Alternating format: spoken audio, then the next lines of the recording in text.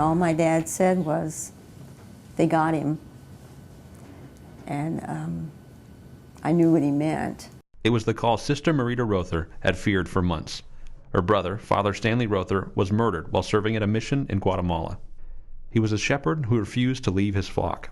I always think about it too, and you say he might have done those people more good by dying than if he would have lived, by the strength in their faith. The sacrifice, devotion, and love for his church had raised Father Stanley Rother to new heights in the Catholic faith.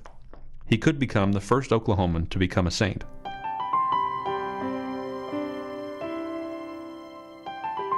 Father Stanley Rother spent the last 13 years of his life working with the Tzutzu people, a poor Mayan tribe in Guatemala. He worked tirelessly to improve the mission and the lives of his parishioners. The priest prepared the rectory, dug wells, and improved the productivity of local farms. Rother learned the native language and even translated the New Testament into the Tzutzu Hills' native tongue. I think he would do anything to help them, and this was a major way of helping them learn more about God, particularly. I mean, he wasn't going to change their culture. He wanted the people to find the Catholic religion wrapped up in that. And rather than to take everything away from them, he was trying to integrate it.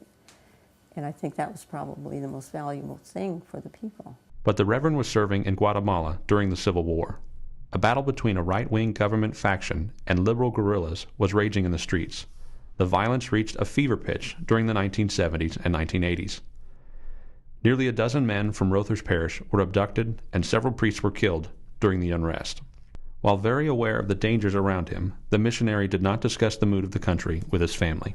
I think he did everything he could to keep that from getting to the family or to the people here. If he had said too much about it, the bishop may have pulled him out, and he didn't want that.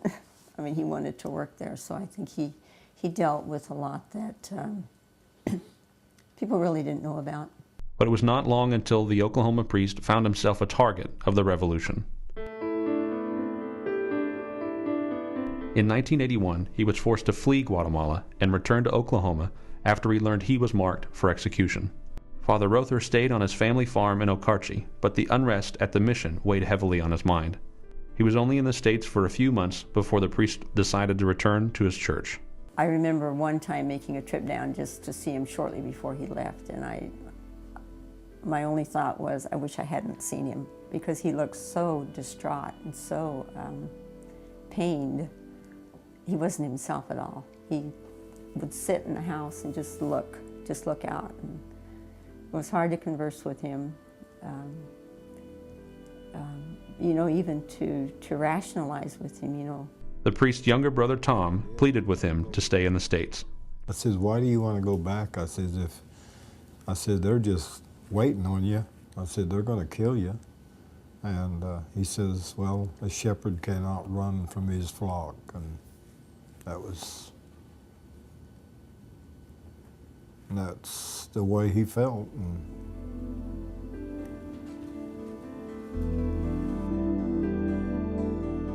we knew it was going to happen, you know, just from what was happening. Just 3 months after returning to his parish, Father Stanley Rother was murdered. On July 28, 1981, 3 gunmen entered the rectory.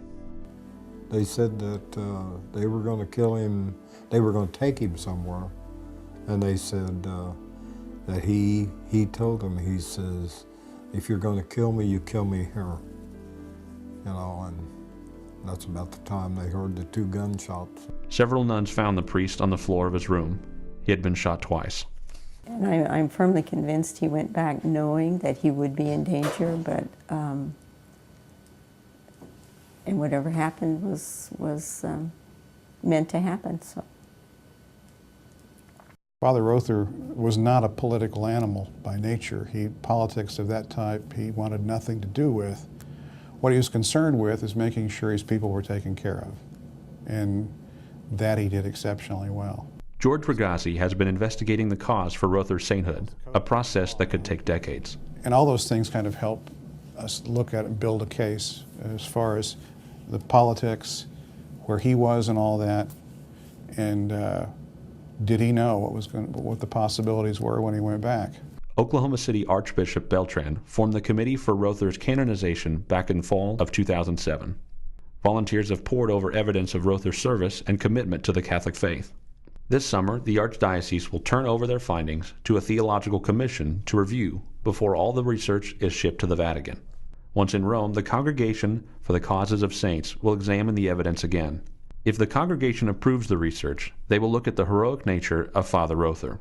Once the committee decides the case is a good cause for sainthood, Rother will be considered for beatification, the last step before sainthood. In order for beatification, which is the next step in sainthood, there are 3 Roman steps, okay? There has to be some documentation of a miracle attributed to the intercession of Father Stan. Now when I say proven, you have documentation from the doctors, nurses, family, person it happened to, etc., etc. Normally, the process requires 2 miracles for beatification. However, Father Stanley Rother is considered a martyr, and therefore only 1 proven miracle is needed. It's certainly beyond anything any of us would have ever expected or wanted, or but if the Church sees that that's going to be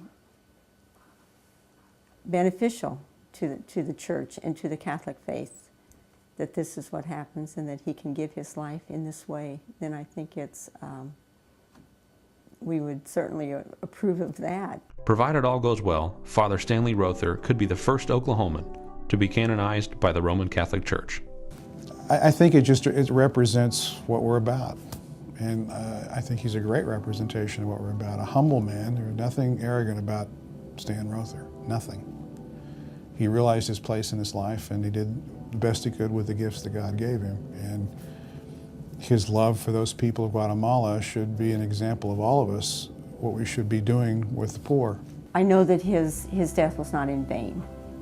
And there's a saying in Christianity by some great scholar that says, the blood of martyrs is the seed of Christians.